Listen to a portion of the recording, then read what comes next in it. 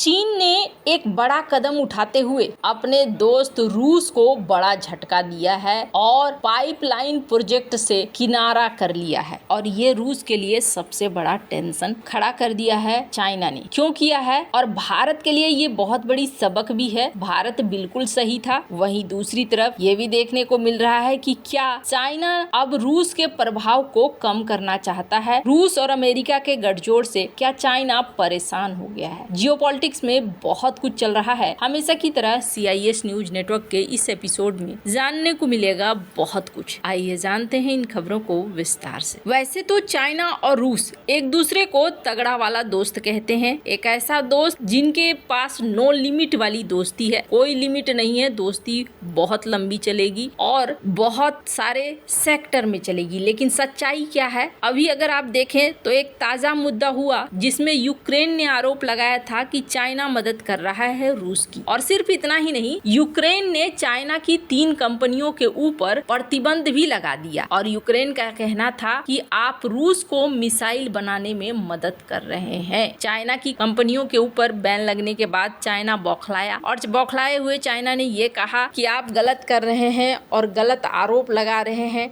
हम कोई मदद नहीं कर रहे हैं रूस को। चाइना पर्दे के पीछे मदद कर रहा हो या फिर नहीं कर रहा हो, लेकिन इसके ऊपर आरोप तो जरूर लग रहा है। चाइना ने सीधे सीधे कहा कि नहीं, हम कोई हथियार नहीं दे रहे हैं रूस को। एक बार को ये माना भी जा सकता है, क्योंकि दोनों के बीच में बहुत अच्छी दोस्ती है, कि चाइना ने रूस की मदद करी हो। लेकिन अब चाइना ने एक बड़ा कदम उठाया है। दरअसल रूस और चाइना के बीच में एक प्लान बना था, एक प्रोजेक्ट के लिए साझेदारी हुई थी और उस प्रोजेक्ट को अब सीधे तौर पर नकार दिया है चाइना ने। चीन ने कजाकिस्तान के रास्ते रूस से गैस के निर्यात के प्रस्ताव को खारिज कर दिया है। गैसप्रोम के लिए ये सबसे बड़ी मुश्किल खड़ी हुई है। चीन कहता है कि हम इस रास्ते से नहीं लेंगे, नया पाइपलाइन बनाना सही नहीं है। नई पाइपलाइन अगर हम बनाते हैं तो बहुत ज्यादा खर्चा पड़ेगा और वो खर्चा ठीक नहीं है। इससे बढ़िया तो ये होगा कि मंगोलिया के रास्ते पावर ऑफ साइबेरिया 2 पाइपलाइन को बेहतर तरीके से बनाया जाए, जिसकी क्षमता 50 बिलियन क्यूबिक मीटर है। लेकिन ये प्रोजेक्ट भी वित्तीय और राजनीतिक कारणों से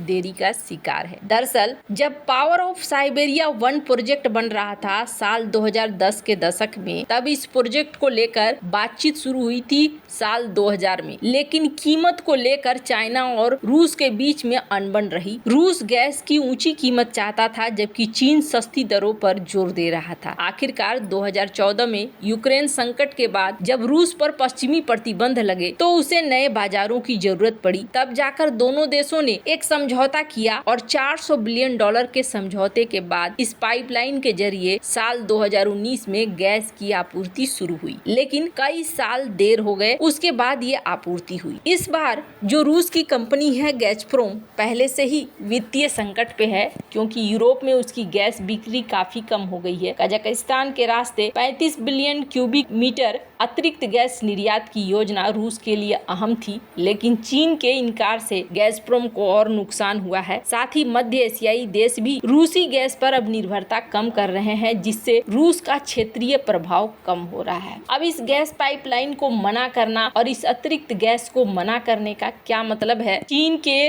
रूस में राजदूत झांग हुनहुई ने इस प्रपोजल को नामंजूर कर दिया। झांग ने कहा कि कजाकिस्तान के रास्ते गैस भेजना मुमकिन नहीं है, वहाँ पहले से ही पाइपलाइन है और वो भरी हुई है। इस रास्ते से ज्यादा गैस भेजनी है तो नई पाइपलाइन बनानी होगी, जो बहुत महंगी है। अब यहाँ पर रूस को क्या ये झटका सचमुच गैस के लिए दे रहा है चाइना? तो आपको बता दूं, चाइना वैसे तो अभी अमेरिका से गैस नहीं खरीद रहा है और रूस से ही गैस खरीद रहा है, लेकिन ये अलग से प्रोजेक्ट में अभी हामी नहीं भर रहा है। इसके 2 कारण बताए जा रहे हैं। पहला कारण ये बताया जा रहा है कि रूस की गतिविधियां हाल के दिनों में बदली है और चाइना एक तरीके से रणनीतिक तौर पर इस परिस्थिति पर उसके अंदर रूस के ऊपर एक दबाव डालना चाह रहा है। क्या क्या परिवर्तन आए हैं रूस में? रूस में पहला परिवर्तन ये देखने को मिला है कि यूएस के साथ इसकी गठजोड़ बढ़ गई है। दूसरा परिवर्तन ये देखने को मिला है कि अब रूस भी एशियाई क्षेत्र में सैन्य अड्डा चाहता है। एशियाई क्षेत्र में अमेरिका, चीन और रूस के बीच सैन्य अड्डे को लेकर एक जियोपॉलिटिकल कंपटीशन तेज हो रहा है और ये जो जो कंपटीशन है ये कूटनीतिक या आर्थिक क्षेत्र तक सीमित नहीं है, बल्कि अब ये चाहते हैं कि इस इलाके में सैन्य अड्डे हों इनके, ताकि ये फिजिकल तौर पर यहाँ मौजूद रहे। अगर अमेरिका की बात करें तो अमेरिका का एक बहुत बड़ा सैन्य नेटवर्क है, फॉरवर्ड डिप्लॉयमेंट की रणनीति का हिस्सा है, जिससे अमेरिका को बैलेंस बनाना आसान होता है। अमेरिका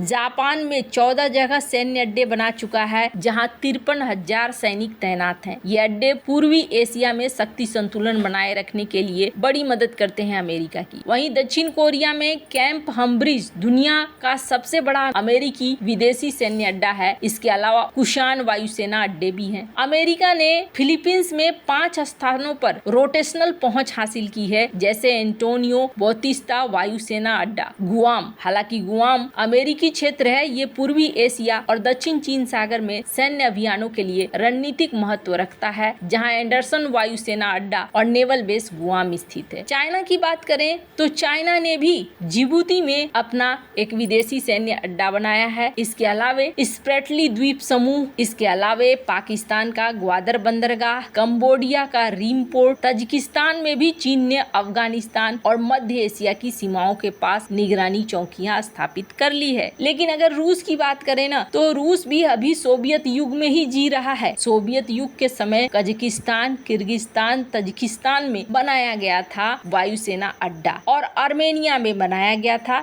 इसके अलावे सीरिया में बनाया गया था। रूस उधर ही घूमता रहा, कभी इधर उसने ध्यान नहीं दिया है। लेकिन अब जाकर देखने को मिल रहा है कि रूस ने कथित तौर पर इंडोनेशिया में भी बात करी है कि हमें एक एयर बेस बनाना है। और हाल फिलहाल में रूसी युद्धपोतों को देखा गया है बांग्लादेश के आसपास भी। तो रूस की रणनीति बदल रही है और ऐसा लगता है कि चाइना उस रणनीति को आर्थिक तौर पर भी काउंटर करना चाहता है। 2 वजहें हैं, रणनीतिक तौर पर रूस को अपने पाले में रखना, और दूसरी बड़ी वजह ये मानी जा रही है कि दबाव बनाकर अगर गैस लेना भी है तो सस्ते दरों पर लेना है, ताकि चाइना को नुकसान न हो। ऐसा पहले भी देखा गया है। साइबेरिया प्रोजेक्ट के दौरान भी चाइना ने ऐसा ही दबाव बनाया और मौके की तलाश करी। आखिरकार क्रीमिया अधिग्रहण के बाद रूस के ऊपर जब प्रतिबंध लगे तो चाइना को मौका मिला और चाइना ने मनमाने तौर पर तब रेट फाइनल करा था रूस के साथ, और रूस को उसी रेट पर गैस देने के लिए तैयार होना पड़ा था। तो हो सकता है ये दोनों ही कारण हो। वैसे आपको क्या लगता है? कमेंट कर अपनी राय जरूर बताएं। जल्द मिलते हैं अगले वीडियो में नई खबर के साथ।